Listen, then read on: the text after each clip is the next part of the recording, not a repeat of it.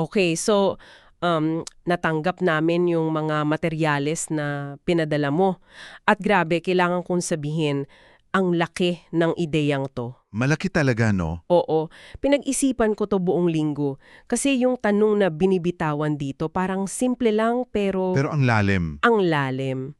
Ano raw ang mangyayari kung yung misyon ng Kristyanismo, hindi na lang siya, alam mo yon, isang department sa simbahan, kundi maging bahagi na mismo ng national identity natin ng Pilipinas. Yun. So yung mga binabasa natin, mga CP, ito mula sa isang aklat na sinusubukang i-imagine yung senaryo na yan.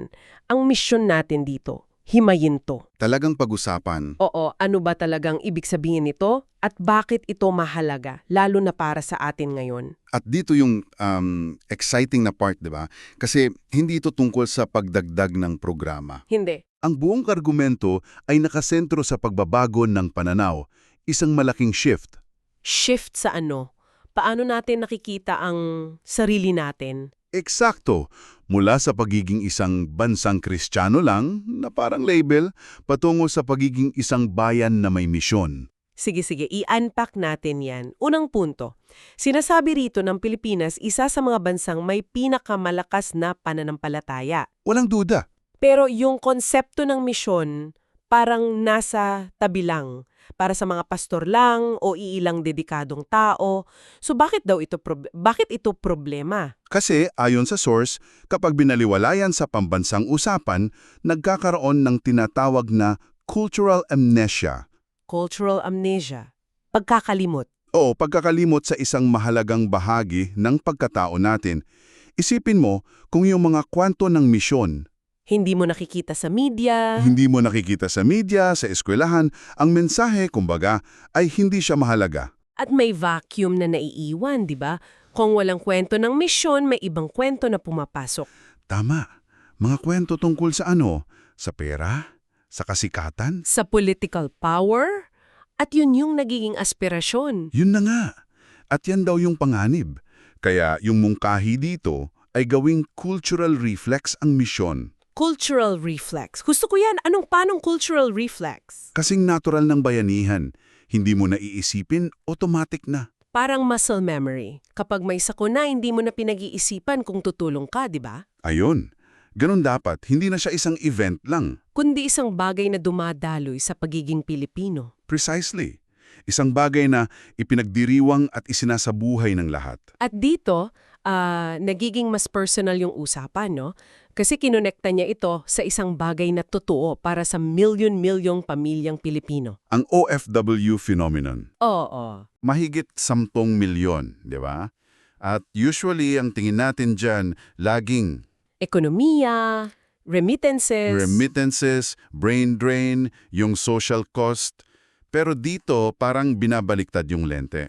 Oo, I like how they called it a missional opportunity hidden in plain sight. Nasa harap lang natin, pero hindi nakikita. At dyan lumabas yung term na aksidenteng misyonero.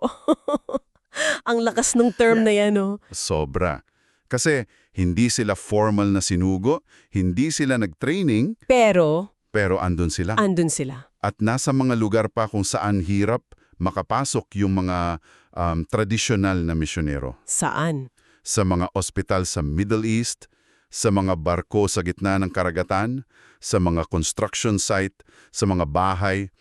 Sila yung nagiging mukha ng pananampalatayang Filipino doon. Grabe pag iniisip mo, yung nakikita lang kasi natin, yung balikbayan box, yung padala, pero ano yung dala nila na hindi nakikita? Caring culture, oo. At yung pagiging bukas natin sa usapang spiritual, hindi tayo takot pag-usapan ng Diyos, di ba? Pero dito rin yung challenge. Sabi dito, hindi sapat na nakakalat lang sila. Oo, at ito yung pinaka-critical na punto para sa akin.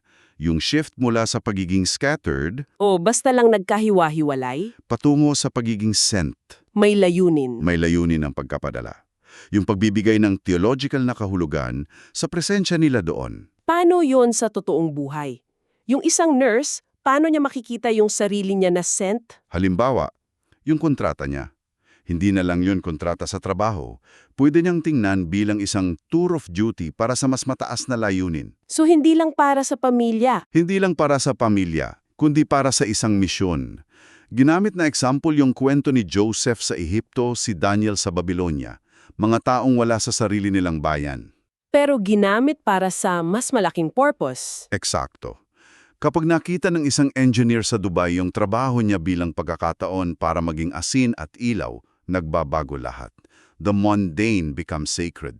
Okay, palalimin pa natin yan. Sabi sa source, hindi banyaga sa atin ng misyon, naka-embed raw sa cultural DNA natin. Unahin natin yung hospitality. Oo, yung pagiging magiliw. Pero hindi lang daw yung simpleng, Pag-entertain ng bisita. oo. Tinawag niya itong gospel openness. Kumbaga, yung pagpapakain natin sa bisita, sagrado yun, di ba? Oo naman. Nagiging paraan yun para buksan yung puso ng iba. Hindi sa pangangaral, kundi sa pag-ibig na nararamdaman. At dito pumasok yung kwento ni Maria, yung nurse. Ikwento mo nga ulit yun, kasi ang ganda na example na yun. Si Maria, bali yung apartment niya sa Middle East, ginawa niyang parang community center. Wow! Tuwing day off niya, magluluto siya.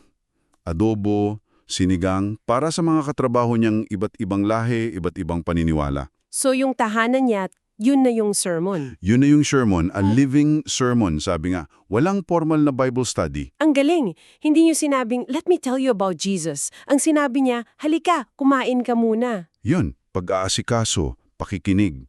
At dahil doon, yung mga katrabaho niya mismo yung nagtanong, Maria, bakit ka ganyan? What makes you different? Doon nagsimula. Doon pa lang nagsimula yung usapang spiritual. Attractional, hindi confrontational. Okay, pangalawang trait, sakripisyo at pagtitiis.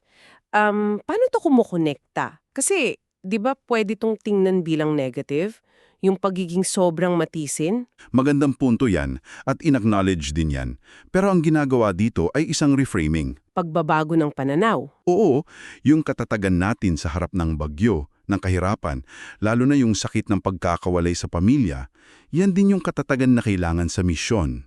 Sabi nga, hindi ito bagong katangian na kailangang pang-aralin sa seminar. Nasa sistema na natin. Nasa sistema na, ang kailangan lang ay i-channel yung katatagan na yun sa mas malawak na layunin. So yung endurance ng isang OFW para sa pamilya, yun din ang endurance na kailangan ng misyonero. Parehong-pareho, it's transforming a survival mechanism into a spiritual discipline. Okay. At pangatlo, pagiging family-centered. Paano to nagiging tool? Dito ginamit yung term na relational theology. Relational theology. Ano yon? Ibig sabihin, sa kulturang Pinoy, ang pananampalataya hindi lang tungkol sa mga doktrina, di ba? Hindi? Nararanasan natin yan sa relasyon, sa pamilya, sa barkada, sa komunidad, sa konsepto ng kapwa. So, ang pananampalataya natin, communal, hindi individualistic. Precisely. At dahil dyan, natural sa atin ang bumuo ng komunidad at malalalim na ugnayan kahit saan pa tayo mapunta. At yan ay isang asset. Isang napakalaking asset sa misyon dahil ang misyon sa dulo ay tungkol sa pagbuo ng relasyon. At dyan, likas na magaling ang Pilipino. Okay, so kung ito ang ating mga superpowers, hospitality, resilience, at yung pagiging relational, ang tanong ngayon, paano natin to i-activate? Paano gagawing practical? Oo, kasi napakalaking ideya nito. So paano ito isasalin mula sa konsepto patungo sa konkreto? May binigay silang mga hakbang? Meron. 3 pangunahing larangan. Una, at siguro yung pinakapundasyon, ay edukasyon. Teka. Diyan ako medyo paano. Paano mo yan gagawin sa, let's say, public schools nang hindi nagiging... Indoctrination. Oo, indoctrination. Delikado yon. Napaka-importanting tanong. At nilinaw naman, hindi raw ito tungkol sa pagturo ng isang doktrina. Ito ay tungkol sa paghubog ng moral imagination. Moral imagination. Okay. Ano yun? Yung kakayahang makita yung profession mo, yung career mo bilang isang paraan ng paglilingkod. Halimbawa, sa isang engineering class, bukod sa pag-aaral kung paano magtayo ng tulay, itanong din para kanino tong tulay na to. I see. Yung purpose. Yung purpose. Kapag ang isang nursing student nakita yung trabaho niya bilang misyon ng pag-aalaga, hindi lang set of skills, nagbabago ang lahat. It's connecting competence with conscience. Okay, gets ko yan. So, less about religion, more about service. Ikalawa. Media at pagkukwento. Eksakto, narrative shaping. Kailangan nating sadyaing lumikha ng mga pelikula, ng mga kwento na nagpapakitang ang mission ay hindi weird, kundi kahanga-hanga. Anong klaseng kwento? Hindi lang yung mga dramatic na kwento ng mga martir, di ba? Hindi lang, pwedeng viral TikToks ng isang caregiver sa Italy na nag-organize ng community pantry. Pwede. O kaya ang isang pelikula tungkol sa isang Pinoy IT expert sa Singapore na tinutulungan yung isang local charity doon. Imbes na laging trahedya yung kwento ng OFW, Oo, imbes na laging victimhood, ang kwento ay agency. Sabi pa nga dapat maging kasing pamilyar yung mga kwento ng misyonero tulad ng kwento ng mga atleta natin. at yung pangatlo, nakonektado dito, pampublikong pagkikilala. Oo, dito napapasok yung mas institutional na level, yung pagtrato sa kanila bilang mga pambansang bayani. So hindi lang mga revolusyonaryo, kundi pati yung guro na nagturo sa isang liblib na lugar o yung nurse na nagsilbi sa isang war-torn country. Exactly. Isipin mo yung epekto kung ang Pangulo mismo ay magbibigay ng parangal sa Outstanding Filipino Missionary of the Year. Magbabago yung tinitingnan nating mahalaga. Iyon, mababago yung collective definition natin ng kung ano ang dapat hangaan. Ang paglilingkod ay nagiging kasing halaga ng kapangyarihan o kayamanan.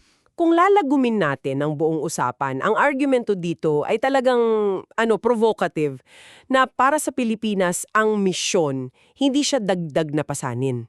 Hindi. Isa siyang natural na extension ng kung sino na tayo.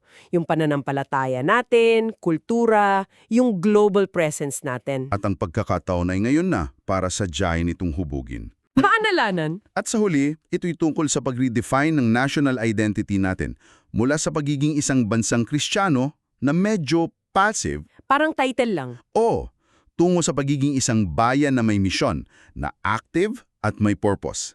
Isang bayan na sinasadyang maging daluyan ng biyaya sa mundo.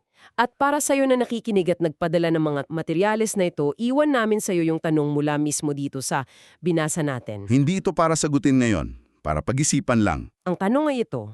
Ano ang mawawala sa mundo kung hindi iiral ang bansang Pilipinas? At kasunod nito. Ano ang mawawala sa atin bilang isang bayan kung mabibigo tayong yakapin at isakatuparan ang misyon na ito ngayon?